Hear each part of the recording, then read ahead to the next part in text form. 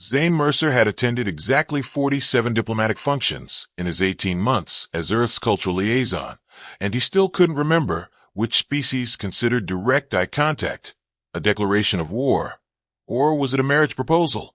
Either way, he'd been keeping his gaze carefully focused on people's foreheads for the better part of an hour, which probably made him look either deeply respectful or mildly concussed. The grand ballroom of Meridian Crossing stretched out before him like something from a fever dream designed by a committee. The orbital station's architects had apparently decided that if you were going to host diplomatic gatherings for 17 different worlds, subtlety was for cowards. Bioluminescent panels lined the walls, shifting through colors based on the collective mood of the crowd. Currently a swirl of diplomatic blue and cautious green, with occasional flashes of what Zane had learned to recognize as carefully suppressed irritation and shades of amber. The air itself hummed with overlapping translation fields, each one a slight pressure against his eardrums as they converted a cacophony of languages into something his brain could process without melting. Zane watched an ambassador from the Centauri colonies execute what appeared to be an elaborate mating dance with a trade representative from New Saturn, though he was reasonably certain they were actually negotiating tariff agreements. The music, an algorithmic composition designed to be an offensive to the maximum number of species, washed over everything in waves of mathematically perfect harmony that somehow managed to be both technically flawless and emotionally numbing. He was making his way toward the refreshment tables, hoping that whatever passed for alcohol in this carefully neutral environment might take the edge off his growing certainty that he'd worn the wrong shade of gray when he saw her. She stood near one of the observation windows, where the curve of the station's hull created a panoramic view of the stars beyond. The woman was utterly still in a way that made everyone else in the ballroom seem frenetic by comparison. Her skin was pale enough to catch the ambient light, making her seem to glow faintly against the darkness of space behind her. Black hair fell past her shoulders in waves that seemed to absorb photons, creating small pools of shadow that defied the ballroom's aggressive illumination. What caught Zane's attention wasn't just her appearance, though she was striking enough that he wondered how he'd missed her earlier, but her expression. She was watching the dancers with a look he recognized immediately, having seen it in his own reflection at countless formal events. It was the expression of someone who wanted to join in, but had long since stopped expecting anyone to ask. Longing mixed with resignation, hope that had learned to disguise itself as dignified solitude. Her ears were longer than human standard, tapering to elegant points that marked her as one of the species he probably should have memorized during his orientation. The fact that he couldn't immediately place her probably meant he'd skipped that particular briefing in favor of lunch. The dark gown she wore seemed to move independently of any breeze, rippling like liquid shadow across her frame. Zane found his feet carrying him toward her before his brain had fully authorized the decision. He navigated between clusters of dignitaries who were undoubtedly discussing matters of interstellar importance, with all the gravitas such matters required. A Martian delegate was explaining something that involved a lot of hand gestures to a group of officials who had mastered the art of looking interested while clearly thinking about something else entirely. When he reached her, she turned to look at him with eyes so dark they seemed to reflect no light at all. Up close, Zane noticed that the translation field around her shimmered differently than others, creating small distortions in the air that suggested her words needed extra processing. Or maybe that was just the station's environmental systems acting up again. Meridian Crossing was state-of-the-art, which in Zane's experience meant it had state-of-the-art problems. He offered his most genuine smile, not the diplomatic one he'd learned to deploy like a shield, but the real one that made the corners of his eyes crinkle, and said, "Would you like to dance?" For a moment, she simply stared at him.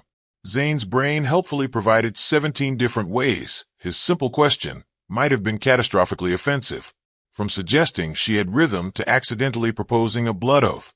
He was mentally composing an apology that would work for at least 12 of those possibilities when her expression transformed.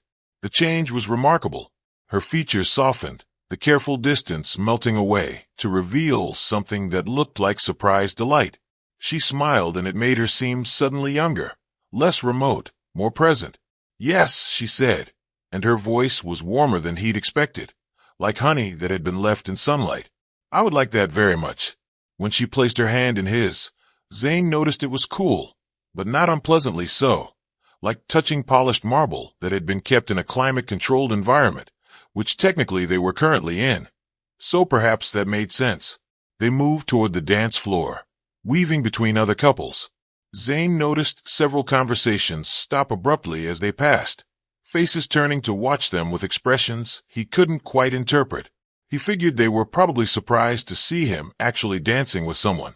In 18 months, he mastered the art of standing near walls and looking professionally concerned while avoiding actual participation in anything. A woman from the Jupiter delegation actually backed away as they approached, her eyes widening.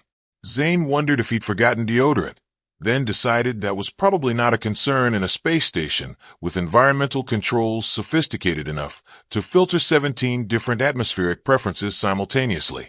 They found a spot among the dancers, and Zane positioned himself for a traditional waltz, which was one of exactly 3 dances he could perform without causing injury. The music shifted, the algorithm apparently detecting their intention and adjusting to accommodate, and they began to move. I should probably mention that I'm not very good at this, Zane admitted as they found their rhythm. Fair warning, your feet are in moderate danger. She laughed, and the sound was surprisingly musical, like wind chimes made of crystal. Around them, Zane noticed several dancers adjust their positions, creating more space. He assumed they were trying to give them room to maneuver, which was considerate given his self-proclaimed lack of coordination. I think I can manage the risk, she said. What's your name? Zane Mercer, Earth's cultural liaison, which is a fancy way of saying I attend parties and try not to accidentally start wars by using the wrong fork. Have you started any wars yet? Not intentionally, though. There was an incident with a Venusian diplomat and some cheese that's still under investigation. She smiled again, and Zane felt absurdly pleased that his terrible jokes were landing. They moved through the waltz with surprising ease. She was an extraordinary dancer, her movements precise and graceful in a way that suggested far more practice than any normal person should have. Every step was perfectly placed, every turn executed with mathematical precision. You're really good at this, Zane observed. Makes me look even worse by comparison, so thanks for that.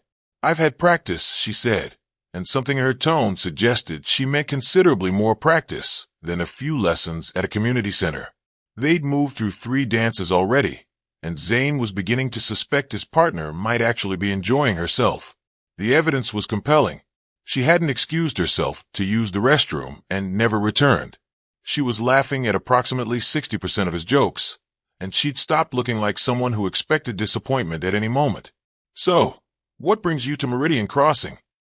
Zane asked as they transitioned into something that might have been a foxtrot, though the algorithmic music was making it difficult to tell. Let me guess. You're here to sign a treaty that will reshape the political landscape of the outer colonies. Something like that, she said, her eyes glinting with what might have been amusement. Though I find the actual politics considerably less interesting than the dancing. That's because politics is just theater for people who can't remember their lines, Zane said, narrowly avoiding stepping on her foot as another couple swept past them. The pair gave them an extraordinarily wide berth, the man actually pulling his partner closer as if proximity to Zane and his companion might be contagious. I mean, half of what we do here is just standing around pretending we understand what's happening while nodding seriously. She tilted her head, and her long ears caught the light in a way that was oddly mesmerizing. You don't find your work fulfilling? Oh, I didn't say that. I love my job. I just think there's something deeply absurd about the fact that I'm supposed to prevent interstellar incidents by remembering whether the Titan delegation prefers their beverages room temperature or precisely 17 degrees Celsius. That's a lot of pressure to put on one guy who barely passed his exams. How did you become a cultural liaison if you barely passed? Technically, I passed with flying colors. I just barely passed the psychological evaluation because apparently I have an irreverent attitude toward authority and a concerning tendency to make jokes during crisis simulations. Zane grinned. In my defense, if you can't laugh when a fake alien invasion scenario goes wrong, you're taking life too seriously. She laughed again. That crystalline sound that seemed to make the air vibrate differently. Zane noticed more people watching them now, their expressions ranging from curious to something that looked almost like fear. A group of officials from the outer worlds had clustered near one of the support columns, whispering urgently while their eyes remained fixed on the dance floor. "Does it bother you?" his partner asked. "Being watched? Are we being watched? I thought everyone was just admiring my impeccable dance technique." Zane executed what he believed was a turn with only minimal stumbling. "Though now that you mention it, people have been acting weird. Maybe my reputation from the cheese incident has spread further than I thought." The cheese incident sounds fascinating. It really wasn't. Turns out Venusian diplomats have a cultural prohibition against dairy products made from Earth animals, which no one mentioned to me before I offered the ambassador a sample of aged cheddar. He was very polite about his sudden need to evacuate the room, but I'm pretty sure I'm banned from their embassy. The music shifted into something with a Latin rhythm, and Zane felt a brief moment of panic before his partner smoothly adapted their movements. She was good enough to compensate for his limitations, making him look almost competent by association. "You asked me to dance," she said as they moved through what might have been a tango, though Zane was mostly just trying to keep up. "Why? Why?" "Because you were standing over there looking like you wanted to, and no one else had asked." Zane shrugged, nearly disrupting their rhythm. Seemed like a waste for someone who's clearly an amazing dancer to spend the whole evening watching from the sidelines. Something shifted in her expression, a softness that made her seem somehow more real and less like a particularly beautiful hologram. "That's all. You didn't have any other reason." "Should I have had another reason? Was I supposed to file a dance request form in triplicate? Because I definitely didn't do that. And now I'm worried I've committed some kind of protocol violation that's going to require an official apology." "No forms required," she assured him. "I'm simply not used to people approaching without extensive planning." "Planning for dancing? That seems like it would take all the fun out of it." Zane spun her, or rather she spun herself, while making it look like he'd initiated it, and they came back together smoothly. Dancing should be spontaneous. Otherwise, it's just choreographed movement with extra steps, which I guess is technically what dancing is. But you know what I mean. "I do," she said quietly. "More than you might think." They moved into a slower piece, something that allowed for actual conversation, without Zane having to divide his attention between talking and not causing a collision. His partner's hand rested lightly on his shoulder, and he was again struck by how cool her skin felt, like she'd been standing near the environmental controls where the station pumped in artificially chilled air. "So, what's your name?" Zane asked, realizing with some embarrassment that they'd been dancing for at least 20 minutes, and he'd never actually inquired. "I've been calling you my dance partner in my head, which works but seems impersonal." She hesitated for the briefest moment, and Zane saw something flicker across her face that might have been uncertainty. Sarivra, that's beautiful. Is it from your home world?" "In a manner of speaking, it's quite old. Old names are the best names. They have history." Zane grinned. "Unlike mine, which my parents picked because they thought it sounded futuristic and professional. They were very concerned about my future employability even before I was born." "Did it work?" "Well, I'm employed, so technically yes. Though I'm not sure Zane is what clinched the job. I think it was more my ability to smile while people yell at me about cheese. But around them, the bubble of space that other dancers maintained had grown even larger. Zane was starting to wonder if perhaps he'd missed a memo about some kind of contamination scare. A Martian delegate he vaguely recognized actually backed into a refreshment table while trying to increase the distance between them, sending several glasses of something luminescent crashing to the floor. "Your friends seem concerned," Sarivra observed, nodding toward where Faraz Malik was standing near the entrance, his face pale and his eyes wide with what looked like genuine horror. "Faraz, he always looks like that at parties. I think he finds the whole diplomatic scene stressful." Zane waved at his colleague, who did not wave back, but instead appeared to be experiencing some kind of medical emergency based on his expression, though that's a particularly intense version of his usual anxiety face. "Perhaps you should check on him. He's fine. If it were a real emergency, he'd signal me with our code." Zane and Faraz had developed a system for extracting each other from uncomfortable situations, Though so far it had mostly involved Faraz rescuing Zayn from conversations with people who wanted to discuss agricultural subsidies in extensive detail. The music swelled and they moved through another turn. Zayn was actually starting to feel confident, which in his experience was usually right before something went catastrophically wrong. But Sarivra was an excellent lead despite technically being in the follow position, and he found himself relaxing into the rhythm. I haven't enjoyed an evening this much and longer than I can remember, Sarivra said, and there was something in her voice that sounded like genuine surprise. Thank you for asking me to dance, Zayn Mercer. Thank you for saying yes, and for not mentioning how many times I've almost stepped on your feet. I stopped counting after 12. That's generous. I'm pretty sure it's been at least 15. She smiled, and Zayn felt absurdly proud of himself for making this intimidatingly elegant woman laugh. Whatever else happened tonight, he'd managed to give someone a good time at a diplomatic function, which felt like a genuine accomplishment. Faraz was definitely trying to get his attention now, making increasingly frantic gestures that Zayn was determinedly ignoring. Whatever crisis his colleague thought was unfolding could wait until after this dance ended. The current dance ended with a flourish that Zayn only partially botched, and Sarivra suggested they take a break. He was grateful. His feet were starting to protest the unaccustomed activity, and he could feel sweat beginning to form despite the station's aggressive climate control. They made their way toward the refreshment tables, where an array of beverages in various colors and viscosities waited in temperature-controlled containers. So the trick with these, Zayn explained, gesturing at the drinks, is that approximately half of them will get you intoxicated. A quarter of them are just flavored water, and the remaining quarter will cause mild gastrointestinal distress if you're not from the right planet. It's like Russian roulette, but with more diplomatic incidents. Which do you recommend? The blue one is safe. It's from Earth, specifically designed to be inoffensive to the maximum number of species. It tastes like someone tried to make fruit punch, but gave up halfway through and added disappointment. Sarivra laughed and reached for one of the blue beverages. Her cool fingers brushed against his as she took the glass, and Zayn noticed that several nearby delegates actually flinched at the contact. He was beginning to think maybe he'd worn too much cologne, though he was fairly certain he hadn't worn any.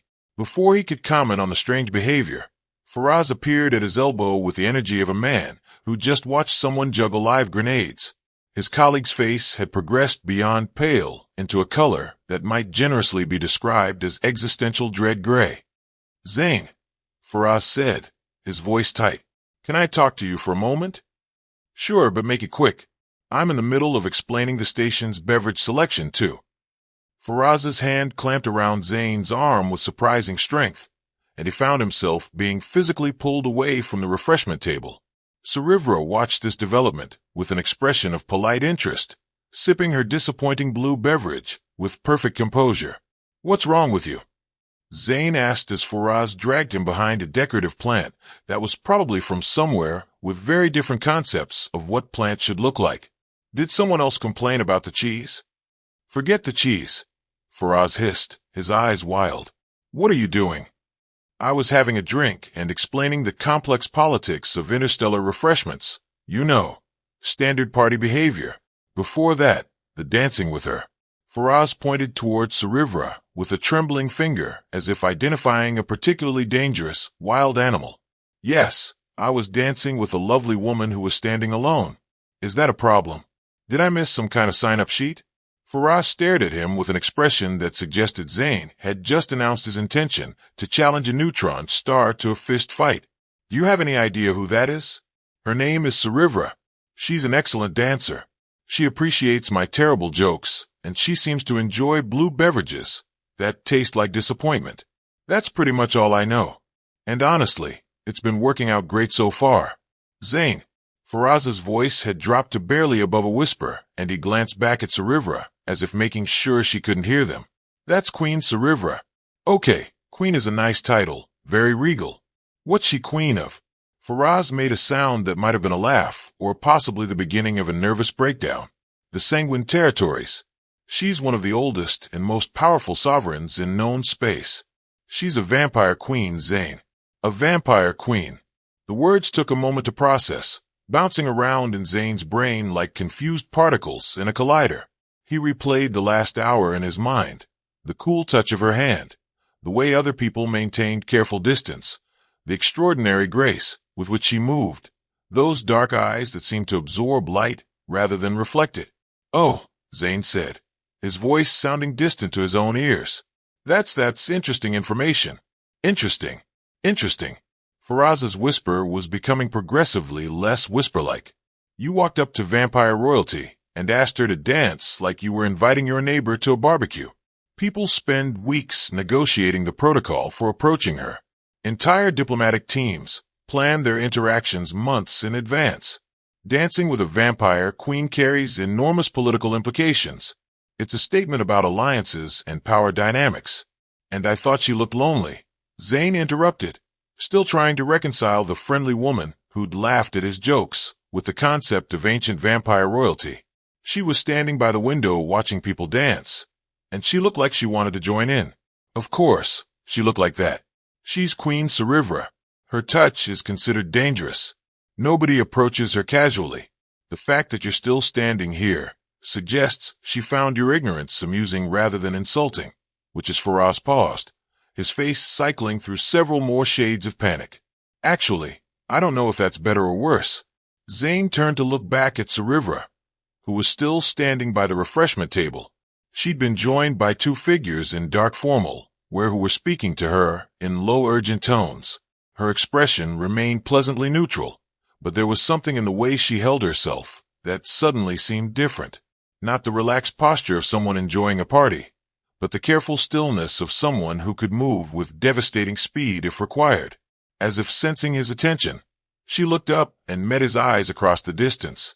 Her smile was knowing, edged with amusement, and Zane understood with sudden clarity that she knew exactly what Faraz was telling him. She'd known from the moment he'd approached her what a massive breach of protocol his casual invitation represented, and she'd accepted anyway. "She's laughing at me," Zane said, though there was no malice in the observation. "She thinks my horrified realization is funny. Of course she's laughing at you. You probably gave her the most entertainment she's had in decades." Faraz was gripping Zane's shoulders now, as if physical contact might somehow transfer understanding more effectively. "Do you know what happens when someone asks a vampire queen to dance? It's analyzed by political experts. Treaties have been written about less significant interactions. The delegation from New Saturn once spent 3 months preparing a formal request for an audience, and you just walked up and said, 'Would you like to dance?' Like you were asking for directions to the bathroom. In my defense, I genuinely didn't know." "That's not a defense. That's the problem." Faraz took a breath, clearly trying to compose himself. Okay. What's done is done. You've danced with vampire royalty multiple times in front of everyone. This is going to be analyzed and discussed, and probably written about in diplomatic journals. The question now is what you do next." "I was thinking I'd go back and continue our conversation about beverages," Zane said. "We were having a nice time. You were having a nice time with a vampire queen who could probably kill you with one hand while filing paperwork with the other. She doesn't seem like the killing type, more the laughing at confused humans type." "Zane." "Faraz." Zane gently removed his colleague's hands from his shoulders. "I appreciate the concern and the extremely alarming information about vampire politics, but she accepted my invitation. She's been dancing with me for over an hour. She's been kind and funny, and seems to be genuinely enjoying herself. So, I'm going to go back over there and continue treating her like someone I asked to dance, because apparently that's the only approach that's worked so far." "That's insane." "Probably, but insanity seems to be my specialty." Zane straightened his jacket and started walking back toward the refreshment table. "If I don't come back, please make sure my apartment plants get watered. They're probably dead already, but it's the thought that counts." He could feel Faraz's horrified stare boring into his back as he crossed the ballroom. Other guests parted before him like he was emitting some kind of repellent field, their expressions mixing fascination with concern. The two figures who'd been speaking with Cerivra stepped back as he approached, their faces carefully neutral, but their body language screaming disapproval. Cerivra watched him return with that same amused expression, her dark eyes glinting with something that might have been respect or might have been the vampire equivalent of deciding not to eat the entertaining pet. "So," Zane said, picking up his own disappointing blue beverage, "apparently, you're royalty," which explains why Faraz looked like he was having a medical emergency. I feel like that's the sort of thing that might have come up during our conversation about my cheese-related diplomatic failures.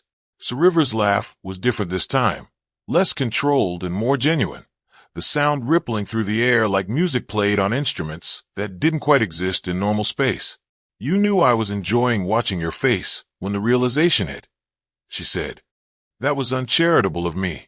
I've had worse things done to me in the name of entertainment," Zane replied, taking a sip of his beverage and immediately regretting it. "Though I have to say, finding out I've been casually dancing with vampire royalty does rank pretty high on my list of situations I was completely unprepared for despite extensive training." "Your training didn't cover accidentally dancing with ancient sovereigns. There was a module on it, but I was sick that day. Food poisoning from the cafeteria's attempt at pasta." Zane set down his drink with finality. "So, should I be apologizing?" Faraz made it sound like I'd committed some kind of catastrophic breach of protocol that might result in diplomatic consequences and possibly my untimely death. Sir River's expression softened, and she reached out to touch his arm lightly. Even knowing what she was, the coolness of her hand still felt oddly comfortable. "Do you want to know something?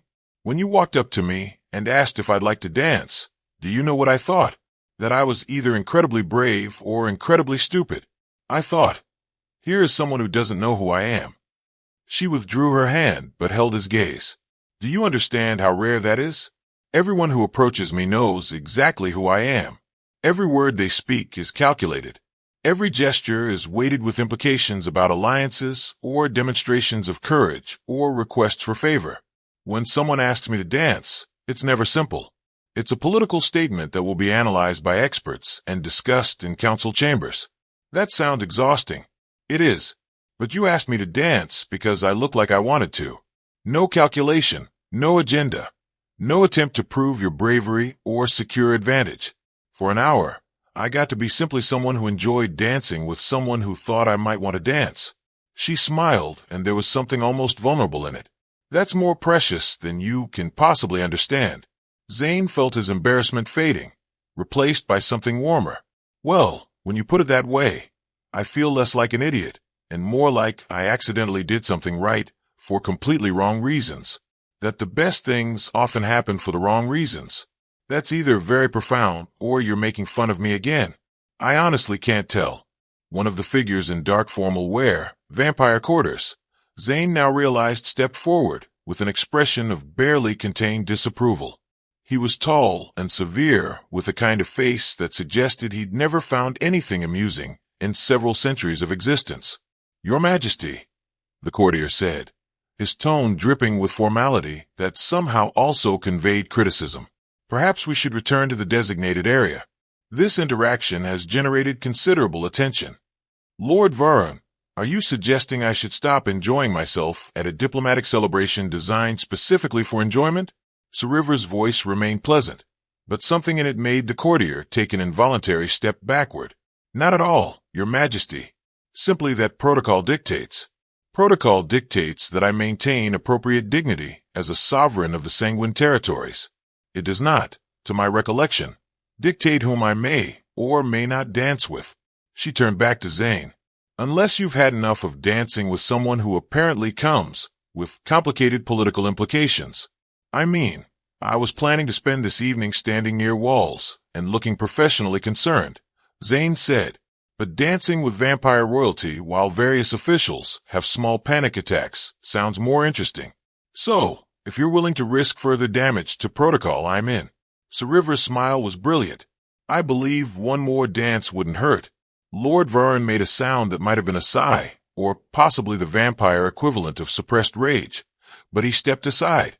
The other courtier, a woman with silver hair and an expression slightly less severe than Varun's, actually smiled faintly before following her colleague back to whatever constituted the vampire delegation's official position in the ballroom. As they moved back toward the dance floor, Zane noticed the crowd's reaction had evolved from shock into something more complex. Some faces showed disapproval, others showed fascination, and a few, mostly younger delegates from various worlds, showed something that looked almost like approval. A human official he vaguely recognized was frantically speaking into a communications device, probably trying to figure out if this development required immediate intervention from someone more important. The music shifted into something slower, more intimate, and Zane found himself once again dancing with a woman who he now knew could probably break him in half without much effort, but who instead was choosing to laugh at his jokes and pretend he wasn't completely out of his depth. "So, what happens after this?" Zane asked. "Do I need to fill out forms, make official statements, sign something promising not to accidentally dance with any more vampire queens? After this, I will make it clear to my people and to the other delegations that your invitation was not presumption. It was recognition that even queens who rule territories and command respect across known space might occasionally want to dance without the weight of centuries pressing down on every step. That's a much nicer way of saying he had no idea what he was doing, but it worked out. Sometimes the best diplomacy comes from people who don't realize they're being diplomatic. They move through the dance, and Zane was aware of Faraz watching from the sidelines with an expression that suggested he was still calculating the potential fallout from this evening. Other officials were positioning themselves strategically, probably preparing to either take credit for or distance themselves from whatever this represented in the complex algebra of interstellar relations. "I should probably tell you," Cerberus said as they completed another turn, "that by accepting your invitation and dancing with you multiple times, I've essentially made a statement about Earth's diplomatic standing in relation to the Sanguine territories.